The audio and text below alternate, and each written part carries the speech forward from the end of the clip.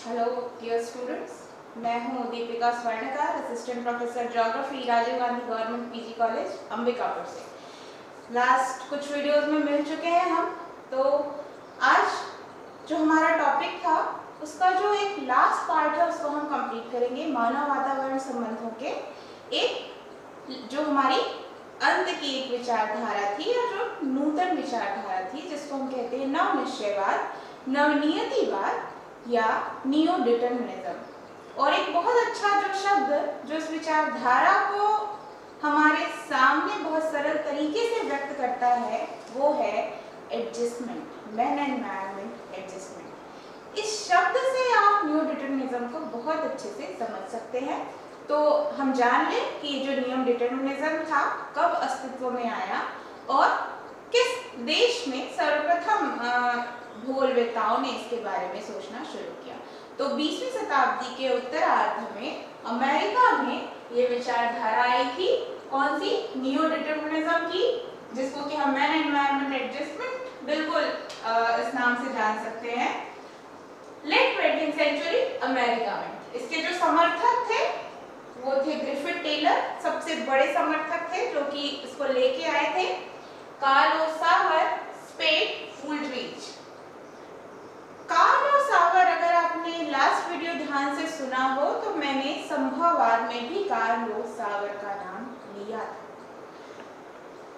तो यहाँ पे ये चीज भी हमको समझ में आती है कि वो जो विचारधारा थी, कुछ विचारक ऐसे हुए जो आगे चल के, जो हम कहते हैं ना कि सुधार प्रकृति का नियम है या जो सुधार है वो हमारे विकास का आधार है। तो बिल्कुल कार्ल सावर ने समझा और फिर बाद में आगे जाके संभववाद के साथ के बाद नवनियतिवाद का भी समर्थन किया था। तो जो नवनियतिवाद है वो बीच की विचारधारा है। किसके बीच की? नियतिवाद और संभववाद की। जो नियतिवाद है और जो संभववाद है ये दोनों ही विचारधाराएं मानव और वातावरण के संबंधों को समझाने में असफल रही हैं, असमर्थ रही सही तरीके से समझाने में। तभी उसी समय में विचारकों के मध्य में या जो नूतन भूगोलवेत्ता थे उन्होंने एक नई विचारधारा का सूत्रपात किया जिसको कि हम नवनियतिवाद या नवनिश्चयवाद कहते हैं। ये जो विचारधारा है ये कहती है कि जो प्रकृति है उसके अनुसार मानव को काम तो करना पड़ेगा, उस वातावरण में रहना है और प्रकृति के नियमों को मानना भी पड़ेगा, किंतु एक दास की तरह नहीं। मानव उसके साथ, प्रकृति के साथ एक अच्छा संबंध स्थापित करके अपने उपयोग की चीजों को उसमें से छांट सकता। ये कहती है नवनियतिवाद। सबसे बड़े जो समर्थक रहे इसके वो थे ग्रिफिथ टेलर। ग्रिफिथ टेलर ने नियतिवाद में संशोधन करके एक नई विचारधारा का सूत्रपात किया जो थी नवनियतिवाद। उनका मानना था कि जो अति नियतिवाद है, जो क्रूड डिटर्मिनिज्म है, वो कहते थे कि crude determinism is not acceptable.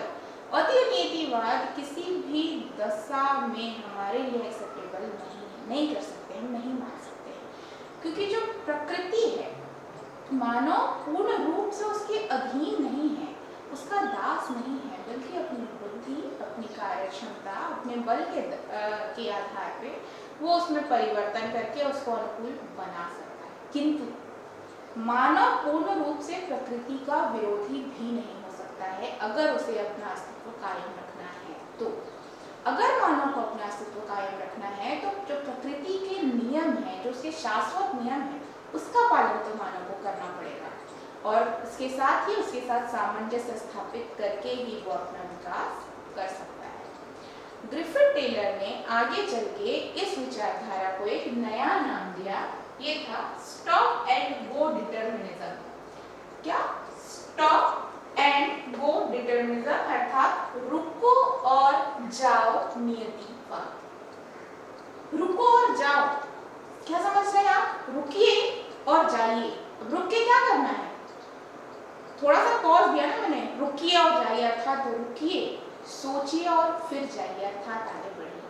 यहाँ पे जो टेलर थे उन्होंने मनुष्य की तुलना एक राहगीर से की, एक राहगीर से की और प्रकृति की तुलना कर दी ट्रैफिक पुलिस से या चौराहे से। उन्होंने कहा कि मनुष्य बिल्कुल एक इस तरीके से है कि वो एक चौराहे के पास खड़ा है। उस चौराहे पे, जिस चौराहे पे उसको अभी मार्ग का पता नहीं है, अब वो अपनी चयन शक्ति का प्रयोग करेगा। ये चौराहे, ये मार्ग किसने दिए? ये दिए प्रकृति ने। प्रकृति ने संभावनाएं दी। अब मानव वहां पे रुकेगा, अपने पसंद के मार्ग का चयन अपनी इच्छा शक्ति और अपने उपयोग के आधार पर करेगा और किसी एक मार्ग का चयन करके उस मार्ग पे चला जाएगा। था रुको और जाओ नीतिवाद।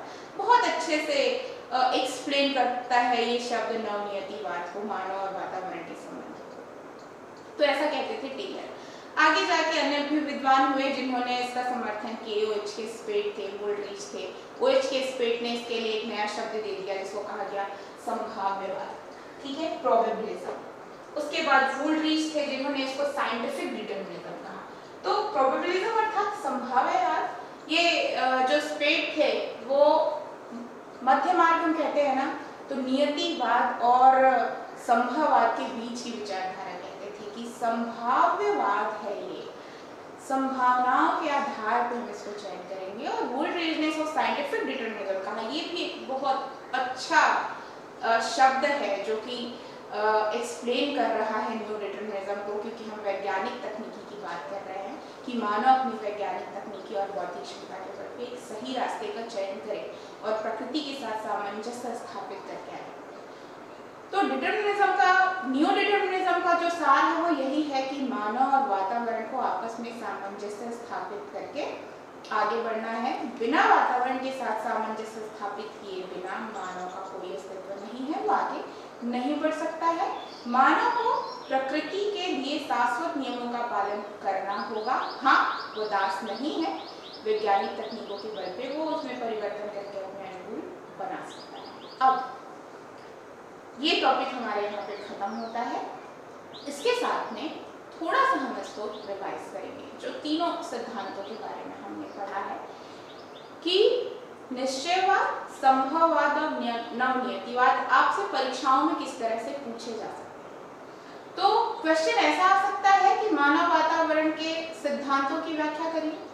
मानव वातावरण के सिद्धांतों को बताते हुए नियतिवाद की व्याख्या कीजिए। तो दोनों ही क्वेश्चंस को लिखने का तरीका अलग अलग होगा। फर्स्ट वीडियो में जो आपने देखा कि तीनों ही संभावनाओं को बताया गया है। अगर क्वेश्चन ऐसा आता है कि सिद्धांतों को बताइए, तो आपको तीनों ही सिद्धांत बनाने हैं। सबसे पहले आपको चार्ट बनाइएगा और वहां से शुरू कर दीजिएगा और सारे ही सिद्धांतों को थोड़ा थोड़ा सा डिटेल्ड करना है, किसी एक पे फोकस नहीं करना है।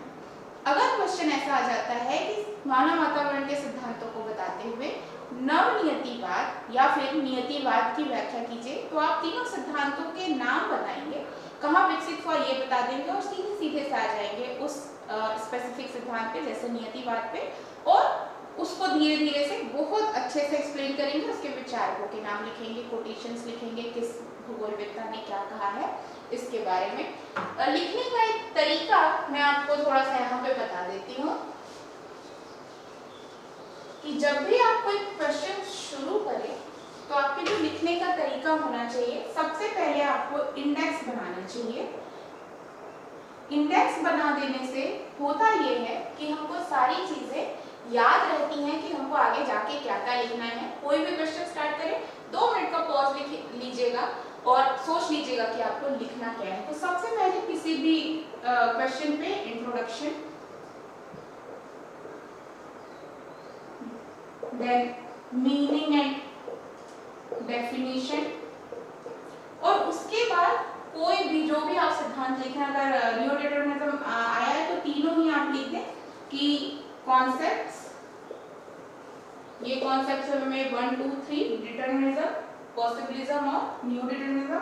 और फिर यहाँ से आप जैसे डिटरमिनिज्म को आप एक्सप्लेन करना चाह रहे हैं तो कहाँ पे आया, फ्रांस में आया है और कब आया और इसके समर्थक, इतनी सारी चीजें आप यहाँ पे करेंगे। एक लास्ट क्वेश्चन इसके साथ, जिससे कि आपको ये तीनों संकल्पनाएं को कंक्लूड आप कर सकते हैं।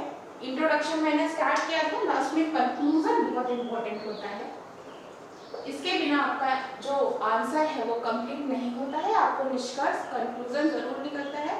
तो तीनों विचारधाराओं का अगर मैं निष्कर्ष आपसे पूछूं तो वो क्या हो सकता है कि वास्तव में इन तीनों विचारधाराओं में सही कौन सी विचारधारा है। तो ऐसे तो हमको बिल्कुल लगता है कि जो न्यू डिटर्मिनिज्म है, नवनियतिवाद है, बिल्कुल सही विचारधारा है और आप कंक्लूजन में लिखेंगे। बस एक सिंपल सा जो क्वेश्चन है वो मैं ये कह रही हूँ कि क्या मानव प्रकृति विजय कर सकता है? जो बात उसने संभववाद में कही और उसी का विरोध हुआ नवनियतिवाद विचारधारा। अभी की जो परिस्थितियां हैं वो मानव और वातावरण के द्वंद्व की है। संभव थोड़ी सी चीज जो रह गई थी मैं बताना चाहती थी आपको कि संभववाद में हमने कहा कि हम सब कुछ कर सकते हैं, मानव सब कुछ कर सकता है। पहाड़ों पे खेती कर सकता है, ठंडे स्थानों पे ग्रीन हाउस बना सकता है, नदियों पे बांध बना सकता है, मौसम पूर्वानुमान कर सकता है जिसके बारे में हमको पता नहीं था, आज हमको पहले ही पता होता है कि वर्षा कब होने वाली है। अभी कुछ दिनों पहले भूकंप आया दिल्ली में, आपने न्यूज़ में सुना होगा, और भी कुछ क्षेत्रों में, भारत के उत्तर प्रदेश में भी कुछ क्षेत्रों में आया है। संभववाद, मौसम पूर्वानुमान, या हम कहें कि हमने सिस्मोग्राफ बना लिया है, सब कुछ बना लिया है। हमको पता है कि तेज मूसलाधार वर्षा होने वाली है। हमको पता है कि इस समय के बाद या 4 घंटे में चक्रवात बंगाल की खाड़ी में उठा है और ये हमारे टीवी तट से टकराने है। लेकिन क्या हम उस चक्रवात को रोक पाते हैं?